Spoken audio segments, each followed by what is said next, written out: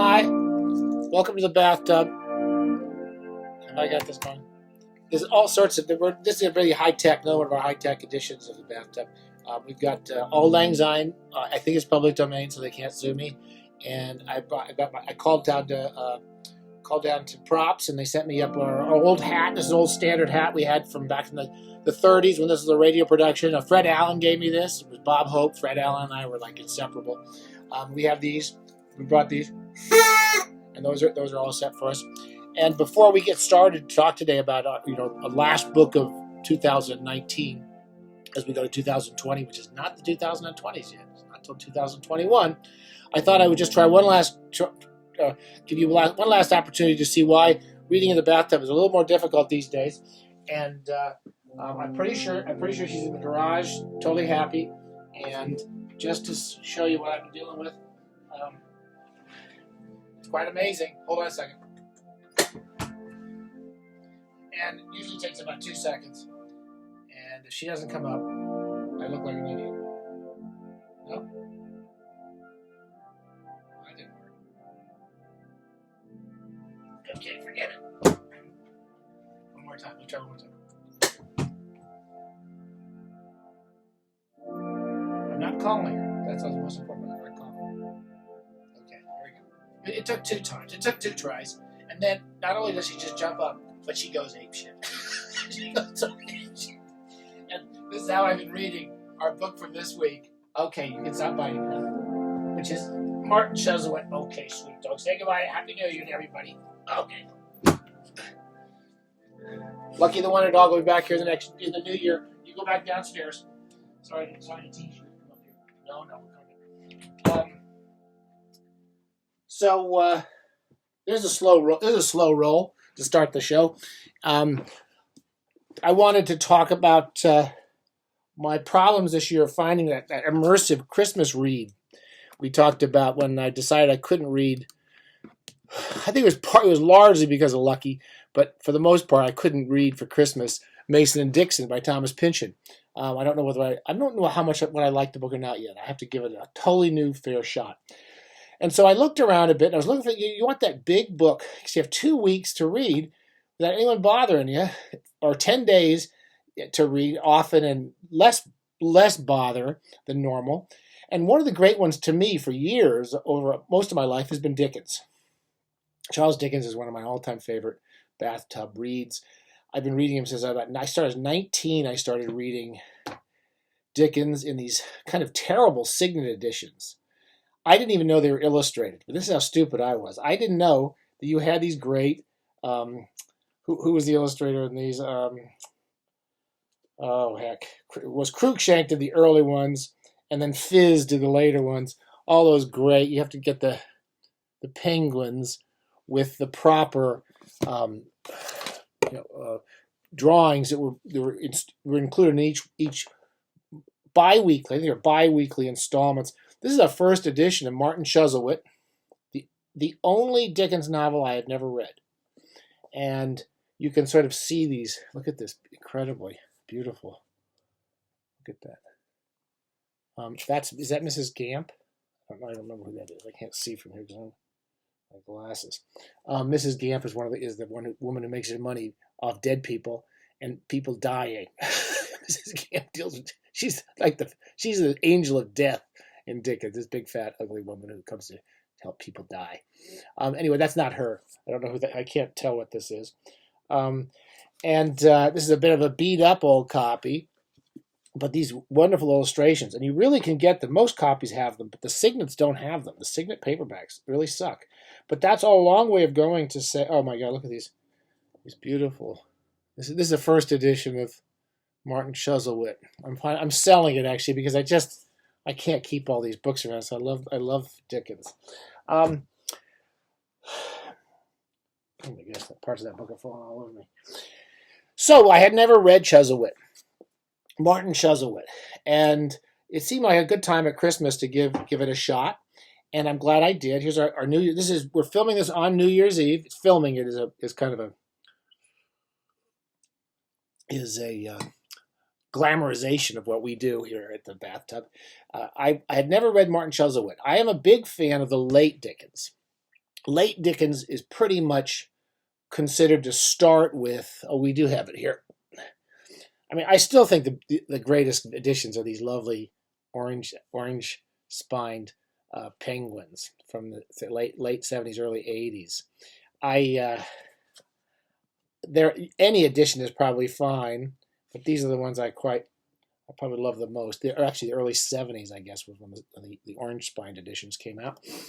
And the first considered late Dickens was Dombey and Son.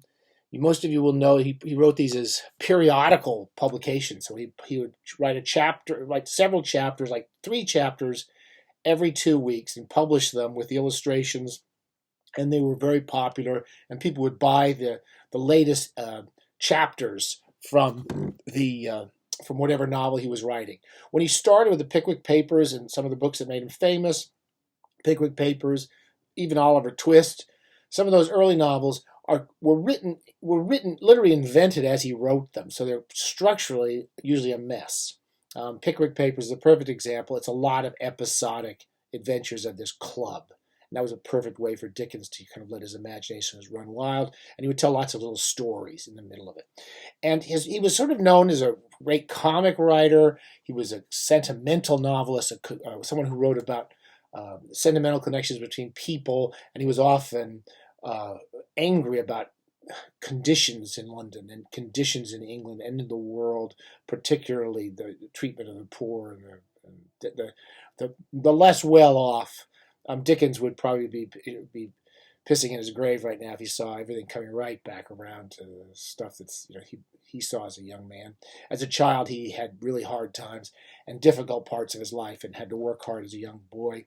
And had seen his father was arrested and put in a debtor's prison, as he writes about eloquently and beautifully. And one of my all-time favorite books, I'd probably put my all bathtub Hall of Fame would have David Copperfield way at the top.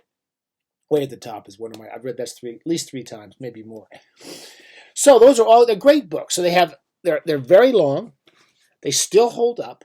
The late books from Dombey and Son, I started to talk about the late. Dombey and Son was when Dickens had been kind of criticized for his kind of less structured novels, particularly Martin Chuzzlewit, and decided after Martin Chuzzlewit, as I recall, that he was going to actually plot his novels. He was going to prepare them in advance with some idea of where they were going, because in his early books he didn't have any idea where he was going. That's what he said. And Dombey and Son is one of his earliest structured novels. It is great, and from Dombey and Son all the way through the end, with the exception of Hard Times and Great Expectations, which are not my favorite Dickens novels, all of these great books are worth reading and still incredibly powerful, moving, funny, emotional, enrapturing. They're just incredible writing. Okay, so I've been reading them for years. Never read Martin Chuzzlewit. Now, Martin Chuzzlewit was considered kind of a joke. People made fun of it because it wasn't as successful as some of Dickens's early novels. He was a very, very dynamic, creative force in his life, and he was doing plays, and he was involved in all sorts of charities, and he was doing all sorts of work, and he was editing journals. And when he wrote Martin Chuzzlewit, the first few episodes, a few chapters of Martin Chuzzlewit were not doing really well. So about a third of the way through the book, he takes one of his characters. There's 2 Martin Chuzzlewits. There's an old man who's about to die and leave his fortune to somebody, and there's a young grandson of him named Martin Chuzzlewit. And he's sort of the hero of the book. And about a third of the way through, Dickens sends him to America. He sends him to America for no reason, supposedly, that he thought people would be interested. And Dickens had recently traveled to America. Now, I'm not a big fan of the early Dickens novels. I've read them all by now, except for Martin Chuzzlewit. But over Christmas, this has been a real great, pleasant read. It doesn't require the kind of attention that David Copperfield, or it doesn't absorb you quite as much. I would say this is not a difficult book to read at all. It's just totally absorbing, and it's more episodic. It's a very odd book. I'm finding. I'm about 2/3 of the way through it now, where we have there's not the hero of the books is probably this young Martin Chuzzlewit, who's hardly in the book from the first 2/3 of it. And it's involved about his his grandfather's estate, and all these kind of typically Dickensian parasites who are all trying to latch on to this old dying man and get his money. And Martin she has a mysterious relationship with a young girl, a young orphan who he takes care of. His attitude towards the world is it's filled with awful people. So he uses this girl as a buffer between him and the world of overly emotional people, overly grasping and controlling people. He uses it just simply as a buffer. And many people misread their relationship as a kind of he's actually sleeping with this girl and using her like a tramp, using her like a prostitute. But he's not. Anyway, there's this very complicated relationship at the center of it. And then we have this kind of lots of comic scenes between Pecksniff, who's this awful, manipulative guy, and a lot of the other parasites, who are Mrs. Gamp and so forth, who are all trying to get everything they can off of Martin Chuzzlewit and anybody else with money. And it's funny, it's enjoyable, and when Martin Chuzzlewit goes off to America, I was sort of expecting it to feel kind of tacked on, but it kind of fits. It works, actually. And Dickens has hilarious visions of America. I was going to read some, but this is going too long. His vision of America, which is a place where everyone thinks they're important. They all have kind of titles. They all like to sit around arguing. He starts talking about how politics is treated like this way of screaming and shouting at each other, which really sounds like contemporary America. It sounds like it hasn't changed in 150 years. And all the self-important titles people give each other, and all the rage that's in the middle of all this kind of self-important rage that's in the middle of discussions. And then his incredibly quick and canny assessment of the evils of slavery. I mean, he's just so quick to recognize the variety of excuses for this horrible institution. And he's very contemptuous of it all. In the middle of it, Martin goes off. There's these big property speculators, because America is just filled with con men, and it's these property speculators creating something called New Eden or Eden.